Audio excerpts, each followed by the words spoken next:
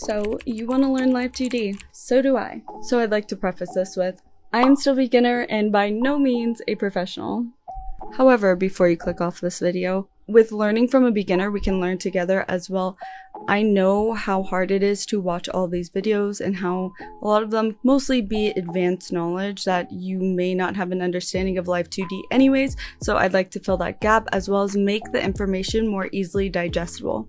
So let's get into the video. Most of my items I make to sell on Etsy, and the link will be below if you want to check it out, but I use my iPad, so you can use Photoshop Clip Studio, but this is what I use, so it's what we're going to be using today. So let's go. Before going into Live2D, we have to make sure we have our art layers correctly set up for Live2D and to export it as a PSD file. Again, I use Procreate, so that's what I'll be showing today, but you can use any program that allows for you to export as a PSD file, because it's the only file type Live2D will accept.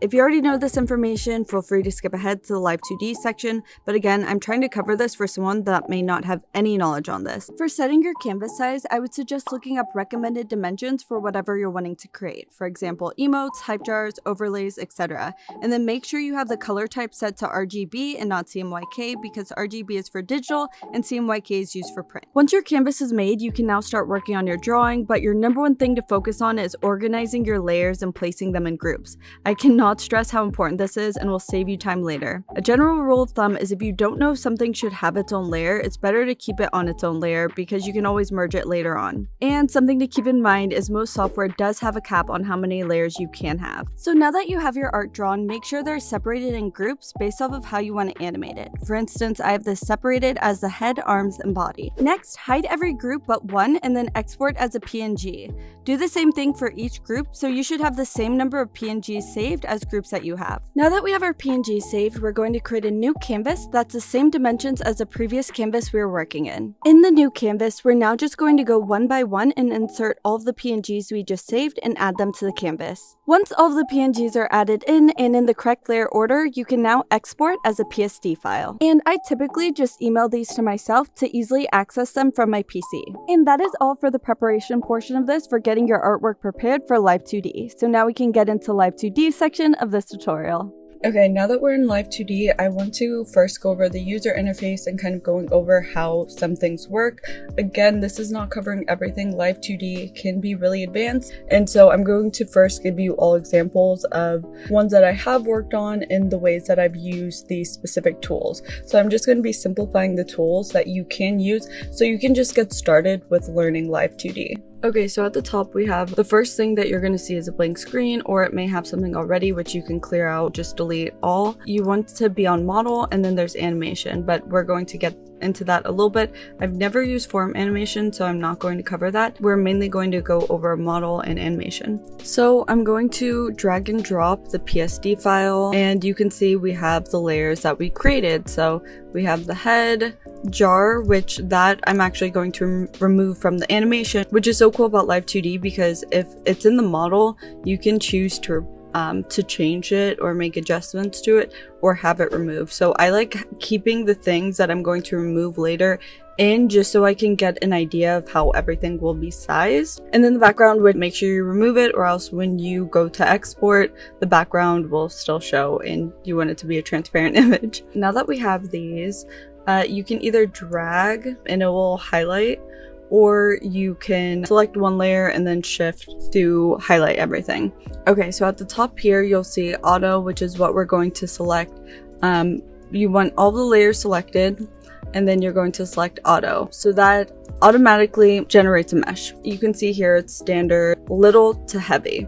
So basically what this does is you can see it's going to add these tiny dots on there so that those are what allow you to manipulate the image that you're wanting to do. So you can see it's going to pull around on each one, and you can actually go in here and edit the mesh and add in some, or actually if you hold Alt, it will allow you to get rid of it. And if you've worked in Adobe or something, it's pretty similar to some of the programs in Adobe as well that allow you to do that with a pen tool. So now that you have the mesh created, you're going to look down here where it says parameter. That's where you're going to be able to start adding movement to create the model for animation. It's going to be blank. You can edit parameter, and then that's going to allow you to change the name it whatever you like. So this would be head.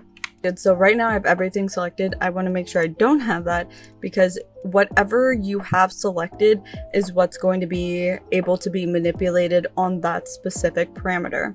So I have the head selected, but then if I have the jar and the head selected, once I add these keyforms, you want to have the specific image that you want selected, or else you can accidentally move an image on that specific keyform, which would be the things that we're about to add. That's not what you're wanting to do, but I will explain that later. Right now we have the head selected. We added in the title head. Then you're going to select down here. There's different options. So there's add two keyforms. That's going to let you have one side, another on here, on the various axis basically. Or you can make it 3, which is going to allow more movement. You can also customize it through this one. I honestly don't go in here unless I have to when I've worked on more advanced project, but again, we aren't covering that today. We're just going to do a beginner steps. So when adding in a new parameter, you want to make sure you only have the layer selected that you want to actually make an adjustment to that parameter. So for instance, I just want the head selected for this because I'm going to add movement to the head. If I go to one keyform, so right here is the center, so I want it to remain at the center here. So I'm going to go to the next keyform, and it's going to be on the left. So I want it to turn to the left, so I can just literally turn the head this way. And so you can see now that when I move it, it's going to move to that side. So this is marking it, and basically you're telling it when it's here, it's going to be moved to this side. So now we're going to do the same thing on the right side. So we're going to drag the keyform to the right, and then we're going to rotate the item that we want to manipulate. Let's put it here, and then now you can see the movement. And it's kind of cool because with Live2D, it automatically will fill the gap of the movement of it, whereas using another animation program, you have to add a tween. It kind of fills in the gap of the movement for you based off of the parameters that you have set. You're basically already setting it, showing how you want the object to move. After that, if you don't need the rest of these, you can go through and select these and just delete. So then once I export the model, the only thing that I will have in the animation area would be just this animation. Okay, so now we're going to go over the items at the top here, which I'm only going to really cover these two because I feel like it is an additional beginner tool that's really helpful. So we have the warp deformer. So we're going to add this. You want to have it dragged in. So now you can see that the head is added to the curved surface, which is the warp deformer. When you want to make adjustments to this, you're going to make sure to have actual curved surface selected so that when you make adjustments to it, you can actually see it's going to pull and move this, which is really good for your wanting to add side-to-side movement to something and kind of give the appearance of something looking another way. It can also be good like if you're making like a jiggly butt and you can add some movement to that. You can see if I have this selected, it's only going to show the mesh that is originally created, which is why you want the adjustment on here so that it actually makes those changes to the curved surface. Okay, so then another way you can use the warp deformer is to create a parent, which is so cool, and I'm going to show you another project later, but first I'm going to show you how to get that set up. So you can see here there's different options: add as a parent of selected objects, as a child of selected objects, which is grayed out because we would need the parent created first, so that's why it's grayed out. If you see that option grayed out and you're trying to create a child of that parent, you need the parent first.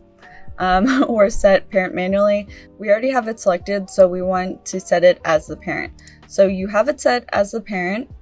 So now basically it is the main object that you can attach other items to. So think of it as like the body that you're going to attach limbs to or something. Now you can add deformers to it, so the rotation deformers. Since we created the parent, we can add in attachment parts that are going to connect to that parent. Let me first show you how to do this, and I'll show you an example that will better explain it and have a better understanding of how it works. And if you go to the Live2D website, they have an example that you can play around with the file to figure out how everything works.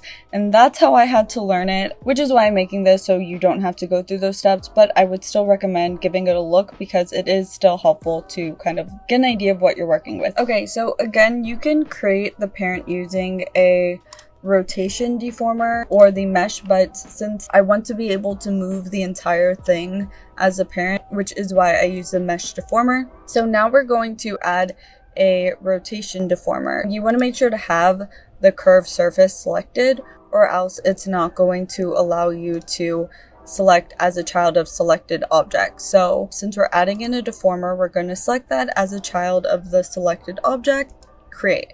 You can see we have the rotation here. You're going to drag in the object, and you can see it places it into the rotation. So you can see this is now selected. So when I grab this rotation, it's going to allow you to move the object. So you can see it kind of looks funny. But since we have it parented, we can move the objects together, but you can also still move this on its own, which can be really helpful for different projects. So now I'm going to show you the project that I use this specific method for. Okay, so looking at the project that I have here as an example, I wanted to create a little axolotl. So I wanted it to look like it was floating and then its legs were moving with it. So you can see that here. So we have the axolotl here. It can move on its own, but then separately it has the arms and legs that are shown here in the rotation. So the body is the parent and the legs are the children to the parent, so that everything can move together, but then also it can move separately on its own. So this is another simple tool that can be really helpful for using Live2D and just creating simple things, but can feel really complicated when you're first learning Live2D. I'm going to show you a technique that I use with creating these bubbles that I like adding to a lot of my animations. I'm going to show you how I do by adding in another parameter and then linking it together. So I'm going to use this as an example just because we have it right now. Let's do it with the body. I'm going to hide these for now. Okay, we're going to add a new parameter, and then say you wanted more movement. We're going to add another new parameter and then add 3. And then what you can actually do is over here, it will link it together. So what I like to do is I go to each and whatever movement. So say I want it to have a lot of movement to it where it kind of has a snake-like movement. You'll adjust the parameters based off of that. So I have one here, and then I go through basically aligning it based off of where it is from there. So it's the center from the center, to the right corner, and then again over here, and so on and so forth. So basically when you're doing that, it's going to allow you to move it based off of each area that you have it in. So you can see when I make the adjustments to each parameter keyform, it just allows more movement. But if I wanted to actually fade out, you can actually go to the keyforms, and over here in Inspector, you can select opacity and turn down the opacity. So if I want a bubble to go up and then it slowly start to go away, I can add that opacity. But you can see here, I would need to do it on all the keyforms. So you would just need to make sure it's directly on the keyform. If you're here and you see that the opacity is grayed out, it's because you aren't directly on the keyform. I typically have an issue with the middle item to like get it directly on there. But whenever I do that, if I just try to move this, it's going to automatically move it to where that keyform is, and then you can make an adjustment to it. But if it is grayed out, it's just not directly on the keyform yet. Something to be aware of with turning down the opacity if you're creating a GIF is that transparency kind of will add, I would say, some type of pixelation. It can ruin the quality when adding transparency to it. I have not found a solution to it. I have tried to export as an MP4, then changing it to a GIF afterward to make sure the transparency doesn't mess it up. But unfortunately, even that, it still adds like a grainy transparency to it that looks really bad. So that's why if I have something that is bigger, that is transparent, then I typically have it as a separate layer that can be added afterwards. For example, my hype jars, where I have a clear transparency that things will go through. But if it's something small, it doesn't really pose an issue by adding the opacity to make that change to it. So adding in an additional parameter can be really helpful even if you're adding tears or wanting something to go away and then come back, and then you can also make the adjustment to the opacity. I can show you another example of how I use that as well. Okay, so we have the firefly here. Oh, and a little tip, I mean, this is for most programs, you can do this, but if somebody doesn't know, I still want to share it. But you can drag the image by selecting the scrolly wheel, and it will allow you to drag what you're working on. So this is a really good example for how I use the parameters to kind of fade in and out. You can see the movement that I have it going through. They follow a specific path that it disappears and then comes back to how I want it to. So I did that by using that same method of adding different parameters and opacity. Again, I'm just providing you different tools, getting used to Live2D without being overwhelmed by it, and just having fundamental tools to learn from and create small projects to work your way up to something larger. Now that our model's done, we're going to create an animation. So we're going to go to the top, go to animation, and then you'll see the options over here, and you're going to select the film, and then you'll go to video. Okay, change the sizing, make sure fixed aspect ratio is not selected or it's going to keep on adjusting it. So we have the image, and you want to save it. So go to file, save as, save your model. Okay, so then you can see the model saved here. Then we're going to create the animation. So we have a blank canvas here. So we're going to go to where our model is saved, and you'll see it saved like this, and then you're just going to drag and drop it here. So then you'll see it on the screen. You can actually make adjustments to the sides and everything just by dragging it. If you want it to remain its size, you can hold shift, which is the same with other programs, so that is very useful. But just note that if you are making any adjustments to the size, it is going to add a keyframe just like with other animation programs. So if I make adjustments here, it's going to get larger and bigger, but that's not what I want. So if you're wanting it to be the size of the canvas, just make the adjustment at the front before you make any adjustments to it. So if you're making something like an emote, you want to have a smaller workstation and a smaller amount of frames that are going to be added in it, just because Twitch only allows you to have a certain file size for that. The larger your workspace is, the larger the file is going to be. So if you are making something that you plan on using on Twitch, then you want to try to have it as small as possible, especially because a lot of the compression websites require it to be below a certain amount. So you just want to make sure it's as small as possible. So I try keeping my workspace really small, especially if it's an emote. So if you're finding that you're trying to compress it on a website and it's not allowing you to, I would recommend trying to go to your work area and have less frames in that and try to see where you can manipulate it to be smaller. Okay, so dragging this orange area is going to be your workspace, and the gray area is the duration of whatever you're creating. And then the purple is what's going to be the image itself. So all of the jigsaw that we have right here. So you can see here it goes away, but the workspace is still there. For the most part, I don't ever need the work area or the duration of it to be different. So you don't necessarily need to play around with that. I just always keep it the same. So you can see here, like most programs that you work with, any adjustment that you make on here, it's going to automatically add a keyframe. So if I want it to move side to side, I add one here. I'm going to add one in the middle that goes to the side. And then I'm going to just copy this one that I have so it meets back up, just so that it has a nice loop, which I actually learned from watching Catliente's tutorial, that it is better to make sure that it starts and ends at the same spot. So you can see here, it's really simple to do, but as I said before, we have a transparent image here that we don't want when we export, or else it's going to add a really weird effect and it's going to look really grainy. And we also need things to pass through it since it is a hype jar, so we need it to be separated. So again, what's so cool about Live2D, which I absolutely love, is we can actually go back to the model and make adjustments to the model, and then you're going to see it in the animation. So if I now hide this layer of the jar, we're going to see that shown in the animation, which you guys can see I think is so cool, because then you can make adjustments to it. Say you want to add in more things to it, you can add more things into the model and then make an adjustment based off of that. So it makes it really nice that